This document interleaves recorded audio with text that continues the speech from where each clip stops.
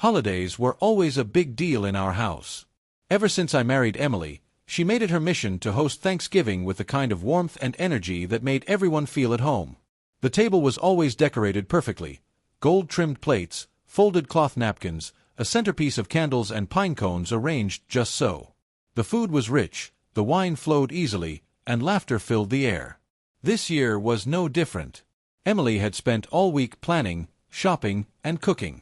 She loved doing it, or so she claimed, though I sometimes thought she put too much pressure on herself. She wanted everything perfect. For her family. For mine. For us. But this year had an added wrinkle. My younger brother, Matt, was visiting from out of state. He hadn't been home in years, too caught up in his career, and I was thrilled he was finally back. Emily seemed excited too, though I noticed she was a little more on edge than usual. I chalked it up to stress. The night started off great. My parents, Emily's parents, her sister, and a few close friends filled our dining room, passing dishes and swapping stories.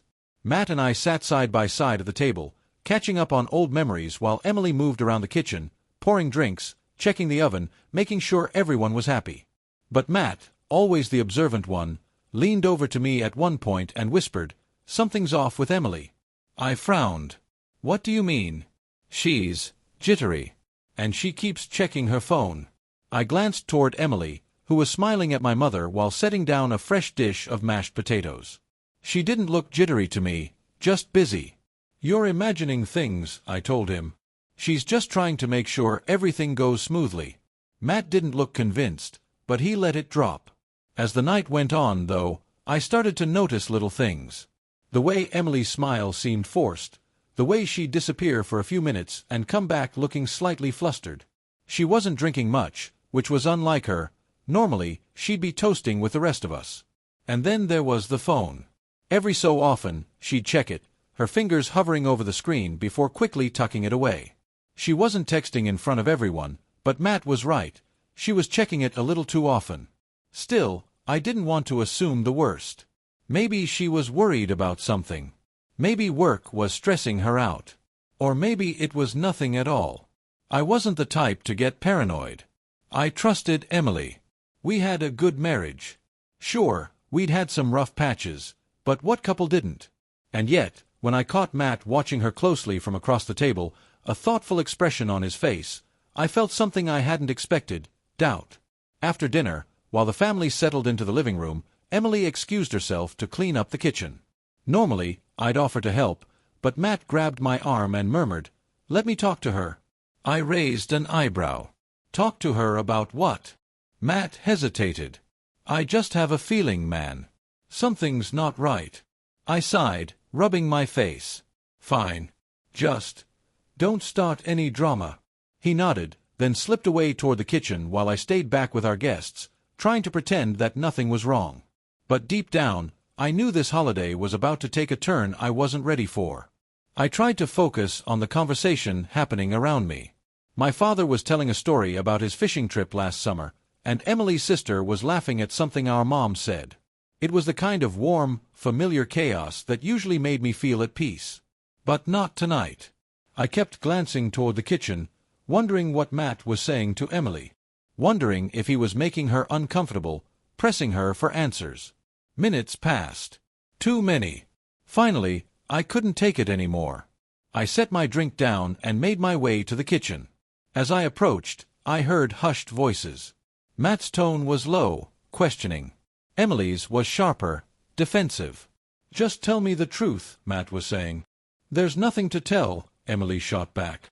"You're being ridiculous. Then why are you acting so nervous?" I turned the corner, and both of them snapped their heads toward me. Emily's face was flushed, her arms crossed tightly over her chest. Matt looked tense, his hands shoved into his pockets. "What's going on?" I asked, my eyes shifting between them. Emily let out a frustrated sigh. "Nothing. Your brother is just being paranoid." Matt didn't look away from her. "Am I?" I stepped between them, my stomach twisting. "Matt, what are you accusing her of?" He hesitated, then exhaled. "I don't know yet. But something isn't right." Emily rolled her eyes. "This is ridiculous." I wanted to believe her. I wanted to tell Matt to drop it, that he was making a scene over nothing. But deep down, I wasn't so sure anymore. The tension in the kitchen was suffocating. Emily's eyes darted between Matt and me, her fingers tightening around the edge of the counter. Matt stood his ground, his arms crossed, his expression unreadable. I felt like I had walked into something much bigger than just a misunderstanding. "What's going on here?" I asked again, my voice more firm this time.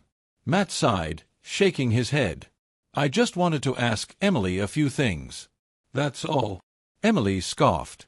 "Interrogate me, you mean?" "Interrogate?" My voice wavered as I looked at my wife. "Why would he need to interrogate you, Em?" She exhaled sharply, running a hand through her hair. "Because he's making something out of nothing." I was checking my phone a few times during dinner, and now, apparently, that means I'm guilty of something. Do you even hear how ridiculous that sounds? I wanted to believe her. I really did. But I knew Matt. He wasn't the type to start drama for no reason. He had always been the level-headed one between the two of us, the one who saw things I sometimes missed. Matt leaned against the counter, staring at Emily with a quiet intensity. "You've been acting weird all night. I noticed it. I know my brother did too, even if he doesn't want to admit it." I shifted uncomfortably, feeling both of their eyes on me now. "Look, I don't know what's going on, but this isn't the time or place for it," I said, glancing toward the doorway, half expecting one of our family members to walk in at any moment. Emily sighed, pinching the bridge of her nose. "Exactly. So can we just drop this? It's Thanksgiving, for God's sake." Matt didn't reply right away. He studied her for a long moment, then turned to me. "Fine," he said. "I'll drop it. For now." He shot Emily one last unreadable look before walking past me, back into the dining room where our families were still chatting and laughing, completely unaware of the silent war that had just played out in the kitchen. Emily exhaled once he was gone and turned to me. "Your brother is out of line." I rubbed the back of my neck, unsure of how to respond. "He just has a gut feeling about things sometimes." She let out a humorless laugh. "Yeah. Well, his gut is wrong this time." "Was it?" I wanted to trust her. I needed to trust her. But doubt had already begun to settle in the back of my mind, and no matter how much I tried to push it away, it clung to me. Emily stepped closer, lowering her voice. "Do you believe him?" I hesitated. "I don't know." She shook her head, her lips pressing together in frustration. "After everything we've been through, you don't know?" I hated the way she said it. Like I was the one betraying her by even considering Matt's suspicions. "I just think, maybe he saw something I didn't." Emily scoffed and turned away from me, grabbing a towel and aggressively drying a dish that was already clean. "Unbelievable." I sighed, running a hand through my hair. "Em, I'm not accusing you of anything. But something does feel off. You've been distracted tonight." She dropped the towel onto the counter. "You know what? Maybe I am distracted. Maybe I'm exhausted from cooking for everyone. Maybe I'm tired of always having to make everything perfect. But sure, let's turn it into some conspiracy against me." She stormed past me, out of the kitchen, and back toward the living room, plastering on a smile as she rejoined our families. I stood there for a long moment, staring at the spot where she had been. I wanted to shake this feeling. I wanted to believe her. But something in my gut told me Matt was right. Later that night, the evening wound down, and our guests started leaving one by one. Hugs were exchanged, leftover containers were packed, and soon it was just the three of us, Emily, Matt, and me. Emily barely looked at Matt. She was still clearly annoyed, but she masked it well enough in front of me. She excused herself to shower, leaving me alone with my brother. Matt didn't waste a second. "You still think I'm crazy?" I sighed, rubbing my temples. "I don't know what to think." He leaned forward. "I know what I saw. She was nervous all night. Kept checking her phone."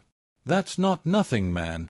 "Maybe she was just overwhelmed," I said, though my voice lacked conviction. Matt studied me for a moment, then pulled out his own phone. "Look, I wasn't going to say anything, but when I went to talk to her earlier, I caught a glimpse of her phone screen."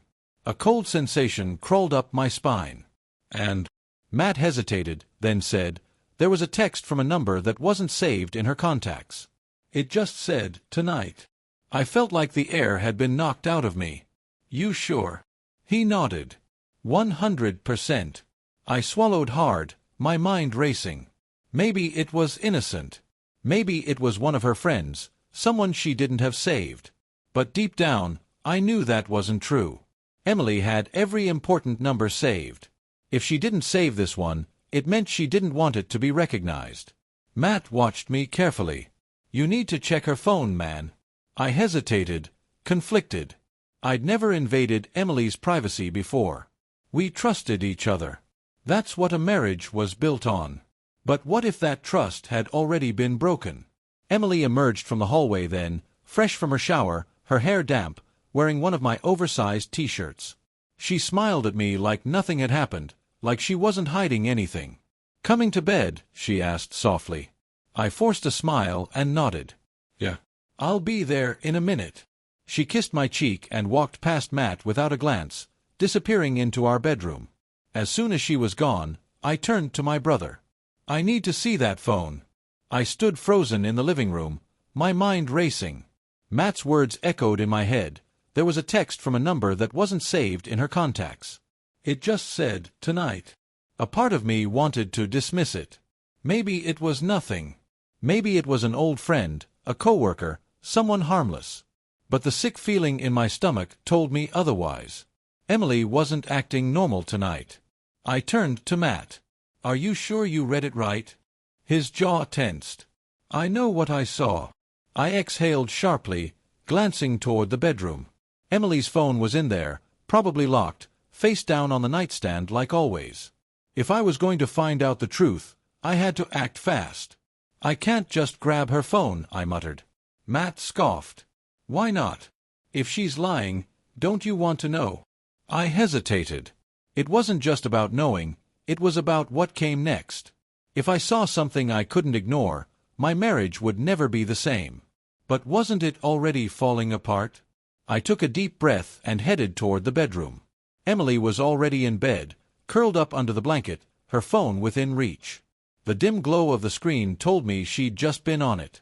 My heart pounded as I hesitated in the doorway. She looked up, smiling softly. "Everything okay?" I forced a nod. "Yeah. Just locking up." She hummed in acknowledgement and shifted under the blanket. "Come to bed. It's late." I hesitated.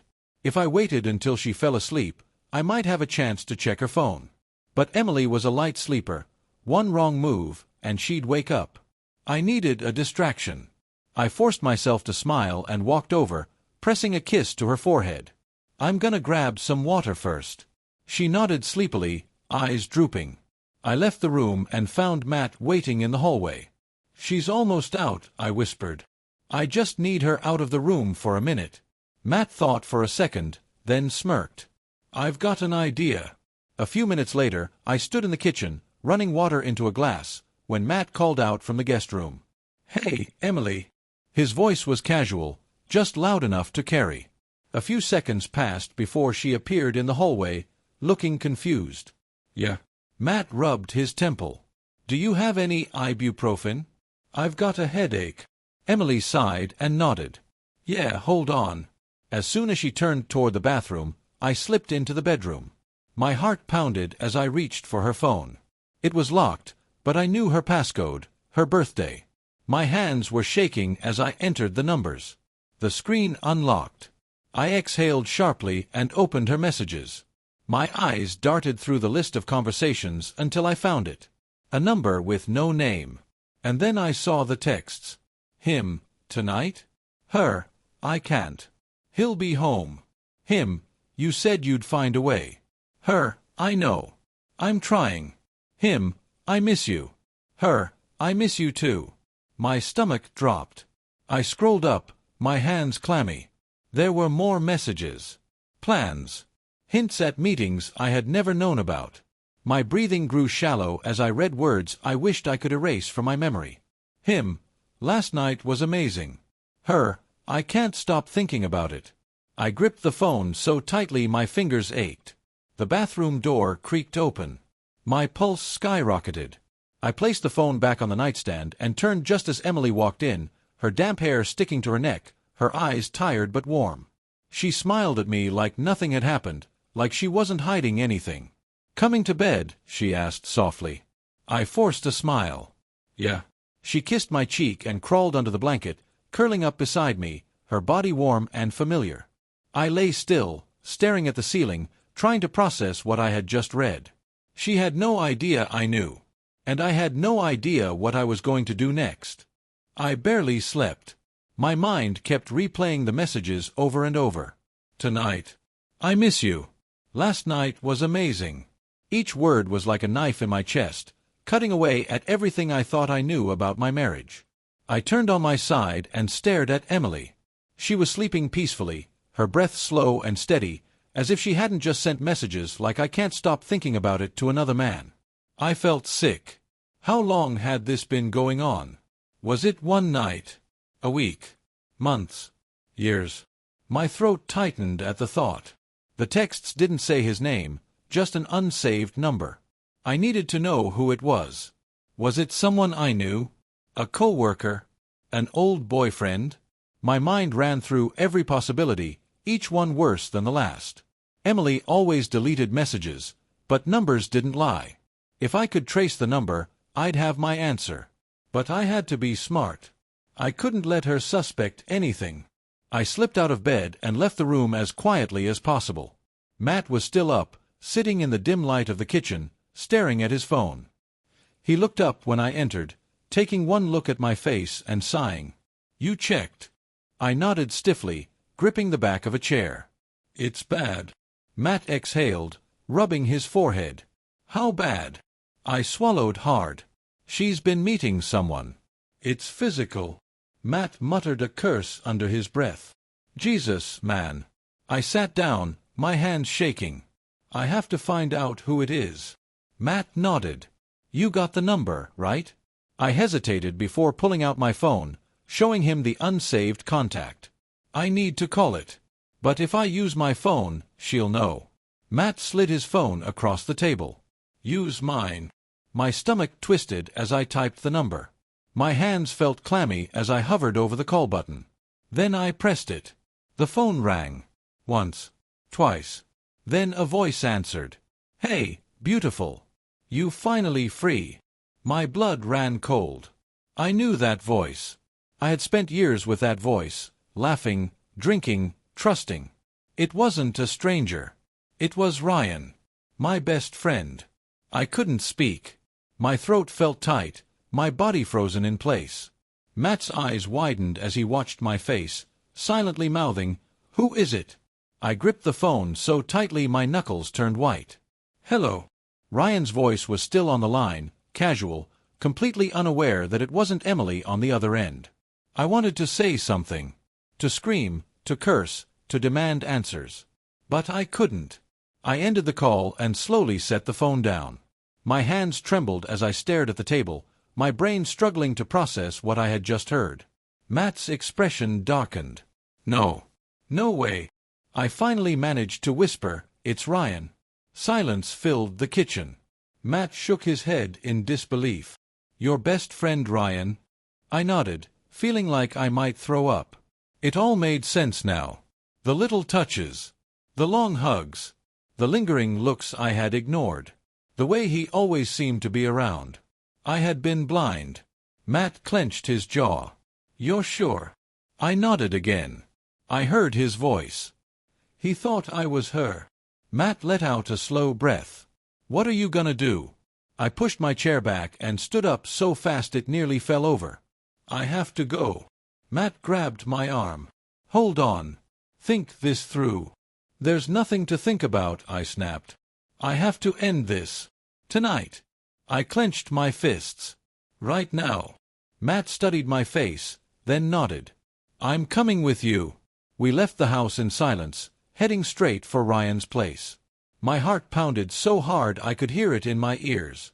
This wasn't just betrayal. This was war. The drive to Ryan's house was silent, but the tension in the car was suffocating. My hands gripped the steering wheel so tightly my knuckles turned white. Matt sat beside me, watching me carefully, as if he was ready to intervene if I lost control. But I wasn't going to lose control. Not yet. I pulled into Ryan's driveway, the glow from his living room window casting long shadows across the pavement. His car was parked outside. He was home. Good. Matt placed a hand on my arm before I could open the door. Think before you do anything stupid. I let out a slow breath through my nose. I just want answers. Matt didn't look convinced, but he didn't argue. I got out of the car and walked up to the door, every step heavy with rage and betrayal. I knocked once. Hard. A few seconds passed before the door swung open, revealing Ryan in a hoodie and sweats, his hair damp like he'd just showered. He grinned at first, his usual easygoing expression, but the second he saw my face, his smile faltered. "Hey man. What's up?" I didn't speak. I just stared at him, my breathing steady but shallow. Ryan glanced past me at Matt, then back at me. "Everything okay?" I took a step forward, closing the distance between us. "You tell me." Ryan's brows furrowed. "I don't." "Don't lie to me," I cut him off, my voice sharp enough to slice through the night air. "I know." He blinked, confusion flickering in his eyes, but then I saw it, the moment he realized what I was talking about. The slight widening of his eyes. The shift of his jaw. The way he swallowed hard before forcing a laugh. "Man, I have no idea what you're talking about." I clenched my fists at my sides, willing myself not to hit him. "Not yet." I called the number, Ryan. His face drained of color. "I heard your voice," I continued. "You thought I was her." Ryan took a small step back, gripping the doorframe. "Listen, man, How long?" The words exploded out of me before I could stop them. My voice echoed into the quiet neighborhood, and I barely heard Matt mutter a curse under his breath behind me. Ryan's mouth opened and closed like he was searching for the right words, but there were no right words. "Not for this." "Was it one time?" I demanded, my voice shaking. "Or has it been going on for months?" "Years." Ryan exhaled sharply, running a hand through his hair. "It's not what you think." I let out a bitter laugh. "Oh, really?" "Because what I think is that my best friend has been sleeping with my wife." Ryan flinched. "It wasn't supposed to happen." I took another step forward, and he backed up into his house. "But it did." His silence was all the confirmation I needed. Matt stepped beside me now, his presence grounding me just enough to keep me from throwing a punch. "You're a piece of shit, Ryan," he muttered. Ryan sighed, rubbing his face. "Look, man, I never meant to hurt you." I laughed again, hollow and cold. "You never meant to hurt me? You've been sneaking around with my wife. Lying to my face. And you never meant to hurt me?" Ryan shook his head. "I swear, man, we didn't plan this. It just happened." I saw red. Before I could stop myself, my fist connected with his jaw. The impact sent him stumbling back, knocking over a chair. He groaned, clutching his face, eyes wide with shock and fear. Matt grabbed my arm. "All right, that's enough." Ryan spit blood onto the floor. "I deserve that." "You deserve a hell of a lot more," I growled. He didn't argue. I took a step back, chest heaving. My knuckles stung, but I barely felt it. "You're dead to me." Ryan's face twisted with something, regret, shame, maybe even guilt, but I didn't care. I turned on my heel and walked out, Matt close behind. I barely remembered the drive home. My mind was a storm of anger and pain, each thought colliding with the next. By the time I pulled into my driveway, my hands were shaking. Emily was waiting in the living room when I walked in, her eyes red, like she'd been crying. When she saw my knuckles, she gasped. "What did you do?" I stared at her, the weight of everything crashing down on me all at once. "You tell me, Emily." She opened her mouth, but no words came out. Silence stretched between us, thick with everything unspoken. Finally, I spoke, my voice barely above a whisper. "Was it worth it?" Tears spilled down her cheeks, but I didn't care. It was too late for tears. Too late for apologies. Too late for us. And we both knew it. The silence between us stretched, heavy and suffocating. Emily's tears flowed freely now, but they did nothing to soften the rage burning inside me. My knuckles ached from the punch, but the pain was nothing compared to the hollow, raw feeling in my chest. I wanted to scream. I wanted to demand answers, to make her feel even a fraction of the betrayal she had inflicted on me. But all I could do was stare at her, searching for some kind of explanation that would make this hurt less. She took a shaky breath. "I never meant to hurt you." The same words Ryan had used. They made my stomach churn. I laughed bitterly, shaking my head. "That's supposed to mean something." Emily wiped at her tears, but they just kept coming. "I was lonely," I scoffed. "Lonely?" She nodded miserably. "You were always working, always distracted. I felt like I wasn't even a part of your life anymore. So you fixed that by sleeping with my best friend?" My voice was dangerously low now, every word laced with venom. Her face crumpled, and she let out a sob. "I don't expect you to understand." "Good," I snapped. "Because I don't." Silence. For a long moment, it was just the sound of her crying and my ragged breathing. I had never felt so disconnected from her, from us. Finally, she whispered, "I ended it weeks ago." I stared at her, my jaw clenching. "That doesn't make it better." "I know." I exhaled sharply, dragging a hand down my face. "Was it just physical?" Her hesitation was answer enough. I swallowed the lump in my throat, my chest tightening. "You love him." Emily sobbed harder, her shoulders shaking. "I don't know," she admitted. "I don't think so. But I cared about him." I turned away, unable to look at her any longer. My world, my marriage, everything I had built, it was all crumbling, and there was nothing I could do to stop it. Matt stepped into the room then, his expression grim. "You good?" I shook my head. "No. But I will be." Emily sniffled. "What does that mean?" I met her gaze, my eyes colder than they had ever been. "It means I'm done." Her breath hitched. "Please, don't say that." I held up a hand. "No more lies, Emily. No more pretending. You made your choice." She reached for me, but I stepped back. "I love you," she whispered. I nodded slowly. "Yeah. And I loved you." She flinched like I had struck her. "Please, we can fix this." I exhaled, my voice tired. "Some things can't be fixed." I turned and walked toward the door. Matt followed, glancing back at Emily with something that looked like pity. Before I left, I stopped. "One last question." Emily wiped her eyes. "Anything." "Why him?" She hesitated before answering. "Because he was there." I let out a slow, humorless laugh. "Yeah, he was." And then I walked out, knowing I would never come back. The days that followed were a blur. I moved through them like a ghost, my mind replaying the betrayal over and over. Emily called, texted, even showed up at Matt's place, but I refused to see her. There was nothing left to say. Ryan tried reaching out too, but his number was blocked before he could even get a word in. He wasn't worth my anger anymore. Neither of them were. Matt stood by me through it all, making sure I ate, making sure I didn't drown in my own thoughts. But even he knew this wasn't something anyone could pull me out of. This was something I had to walk through alone. 1 week after the confrontation, I went back to the house. It didn't feel like home anymore, just a place filled with ghosts of what used to be.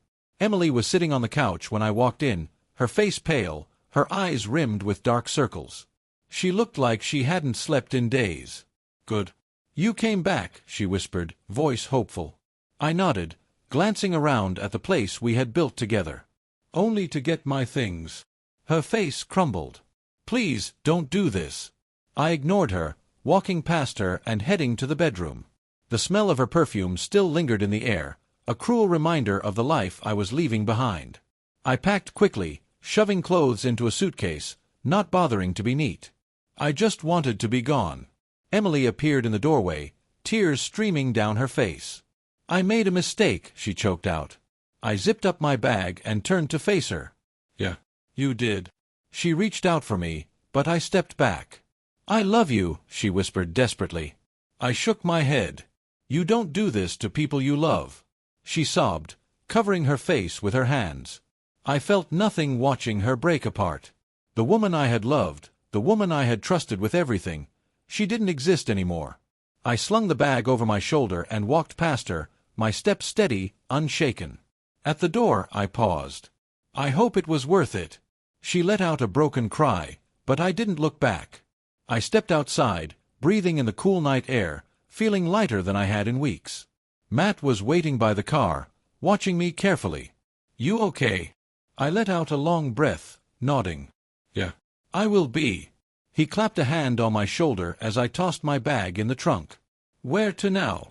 I looked up at the sky, feeling the weight of the past finally start to lift. "Anywhere but here." Without another glance back, I got into the car, leaving the wreckage of my old life behind. For the first time in a long time, I felt free.